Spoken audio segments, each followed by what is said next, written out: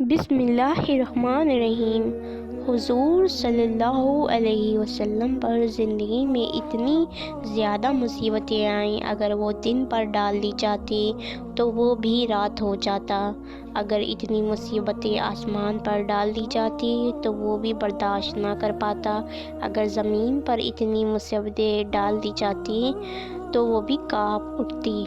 लेकिन अल्लाह ताला ने हमारे हुजूर सल्लल्लाहु अलैहि वसल्लम का दिल इतना मज़बूत बनाया था कि आपने उन सभी गमों को बर्दाश्त किया और एक पल के लिए भी इस्लाम की दावत को ना छोड़ा। जिस वक्त हुजूर सल्लल्लाहु अलैहि वसल्लम ने मक्का में अपनी नबुव्वत का ऐलान फरमाया तो सारे मक्का वाले अब आपके दुश्मन बन गए।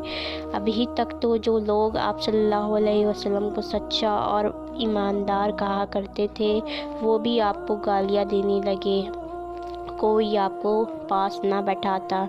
जिन लोगों को आप समझाने जाते तो वो दूर से ही पत्थर मारने लगते। कभी कोई आपके चेहरे पर थूक देता, कभी ज़मीन से मिट्टी उठाकर फेंक देता और आप हुजूर सल्लल्लाहु अलैहि वसल्लम का पूरा दिन एक आदमी को समझाते हैं कि मेरे भाई अल्लाह पर ईमान ले आओ, उसके अलावा कोई माबूद नहीं। सुबह से शाम हो जाती मगर मक्का में कोई एक इंसान भी आपकी बात सुनने के लिए तैयार न होता। हुजूर सल्लल्लाहु अलैहि वसल्लम का बचपन से ना तो कोई भाई था और ना ही कोई बहन। आप सल्लल्लाहु अलैहि वसल्लम ने अपने वालिद की एक लौती औलाद थे। वालिद की वफ़ात तो आप सल्लल्लाहु अलैहि वसल्लम की पैदाइश से पहले हो गई थी और जब आप हुजूर सल्लल्लाहु अलैहि वसल्लम की उम्र 6 साल हुई तो अम्मी भी छोड़कर चली गई।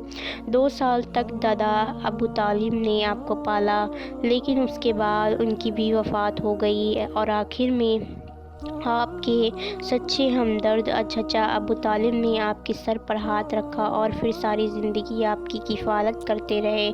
लेकिन जब हुजूर सल्लल्लाहु अलैहि वसल्लम ने मक्का वालों पर एक अल्लाह की तरफ बुलाना शुरू किया तो सभी आपके दुश्मन बन गए और एक दिन आपको अबू जहल ने मक्का के बड़े सरदारों के साथ हुजूर सल्लल्लाहु अलैहि वसल्लम के चचा अबू तालिब के पास आया और कहने लगा कि देखो, आप हमारे इलाके के बड़े बूढ़े इंसान हैं। आपके भतीजे ने मोहम्मद ने हमारी नाक में दम रखा है, इसलिए आप उन्हें रोक दें कि वह अल्लाह की तरफ बुलाना छोड़ दे, वरना अगर हम सब एक होकर उनके खिलाफ कोई एक्शन नहीं लेंगे। चचा अबू तालिब ने भी हालात की नाजुकी देखी तो जल्दी से अपने भतीजे हुजूर सल्लल्लाहु को बुलाया और कहा कि ऐ मेरे भतीजे, यह देखो, तुम्हारे कौम के सरदार जमा हैं और कि तुम्हारी शिकायत कर रहे हैं कि तुम अल्लाह की तरफ बुलाना बंद कर दो।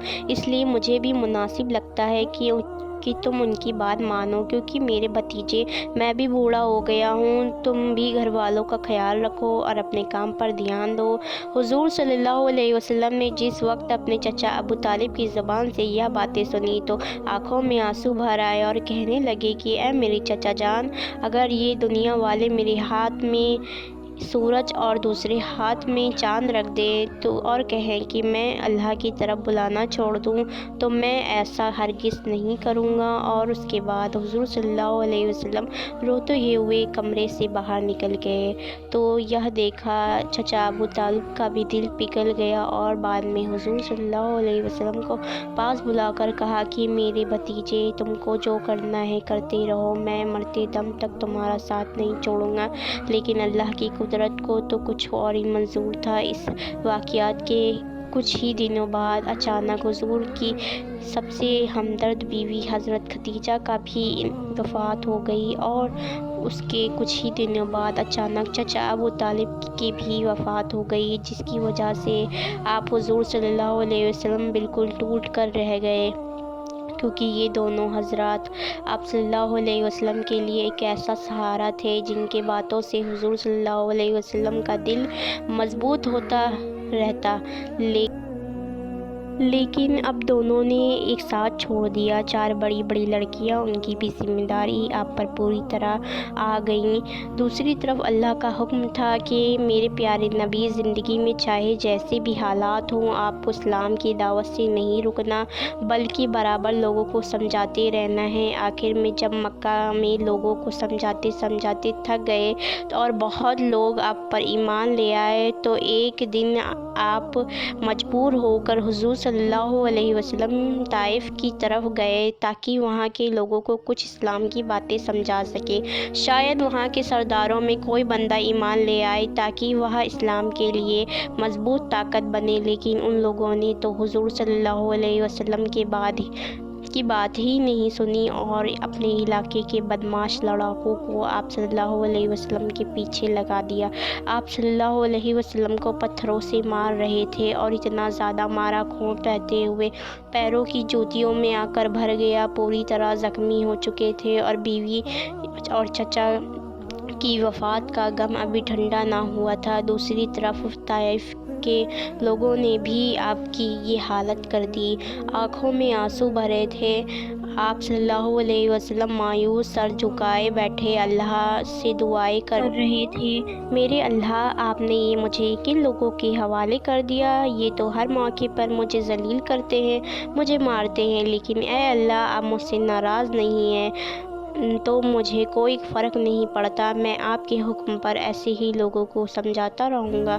حضور صلی اللہ علیہ وسلم کا ایسا غم دیکھ کر عرش بھی کانپ اٹھا۔ اللہ نے فیصلہ کیا کہ اب میں اپنے پیارے نبی کو اپنے پاس آسمانوں پر بلاؤں گا۔ آخر جب رات حضور صلی اللہ علیہ وسلم بستر پر لیٹے ہوئے تھے اور اچانک ایک تیز رفتار سواری لے کر حضور صلی اللہ علیہ وسلم کے پاس پہنچے اور کہا، یا حبیب، اللہ نے آپ کو اپنے پاس بلایا ہے۔ اور پھر حضور صلی اللہ علیہ وسلم حضرت جبرائیل کے ساتھ براق پر سوار ہو کر سب سے پہلے فلسطین کی مسجد اقصیٰ گئے۔ مسجد اقصیٰ میں اس وقت سارے نبی تھے۔ اللہ کے پیارے نبی ایک حضور صلی اللہ علیہ وسلم کو دیکھتے ہی تمام نبیوں نے آگے بڑھ کر آپ کا استقبال کیا اور پھر حضور صلی اللہ علیہ وسلم نے سارے نبیوں کو نماز پڑھائی۔ اس کے بعد حضور صلی اللہ علیہ وسلم جبرائیل کے ساتھ معراج کے سفر پہ گئے، پہلے آسمان سے دوسرے آسمان، دوسرے سے تیسرے، اور پھر اس طرح 6 آسمان پار کر کے حضرت جبرائیل علیہ السلام جب حضور صلی اللہ علیہ وسلم کے 7ویں آسمان پر پہنچے تو کہنے لگے، اے اللہ کے رسول، میری حد بس یہیں تک ہے، اس کے آگے کوئی قدم نہیں بڑھا سکتا ورنہ میں جل کر خاک ہو جاؤں گا، اس لیے اب آپ جانیں اور آپ کا رب جانے۔